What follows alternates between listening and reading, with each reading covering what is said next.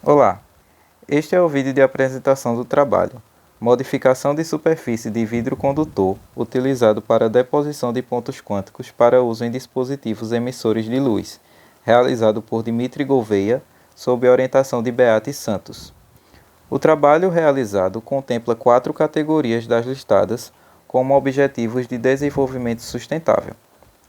Para o desenvolvimento de diodos emissores de luz, foi estudado a deposição de multicamadas de filmes finos, a fim de se obter uma camada opticamente ativa constituída por pontos quânticos de CDTE. As placas de Ito foram escolhidas pela camada condutora de estanho e índio, interessante para a recombinação de cargas e buracos, pois possui substrato transparente vítreo. O filme fino de óxido de zinco tem o papel de camada transportadora de elétrons.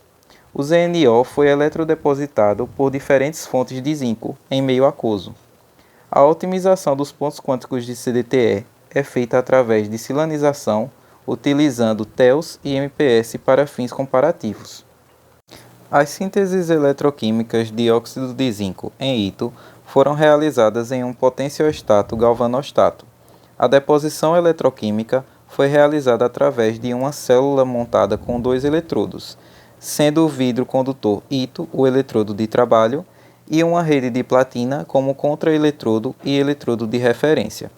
A deposição das nanopartículas de óxido de zinco coloidal foi realizada através do método de spin coating.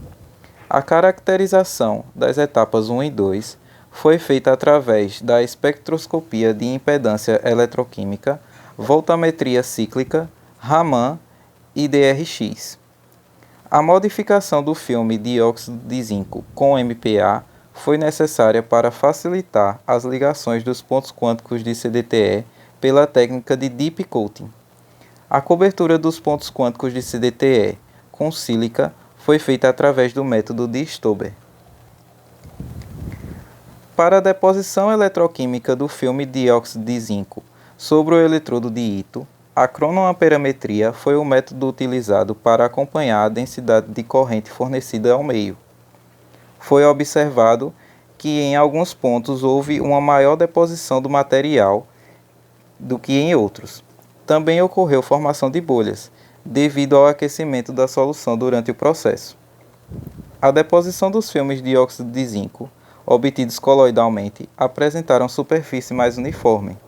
A análise de difração de raio-x do material depositado seco mostra a presença de picos relacionados à fase de óxido de zinco e Ito, não tendo dessa vez a presença de picos de hidróxido de zinco. Foi realizada a espectroscopia de absorção do VVIS para Ito com óxido de zinco obtido por spin coating e óxido de zinco coloidal.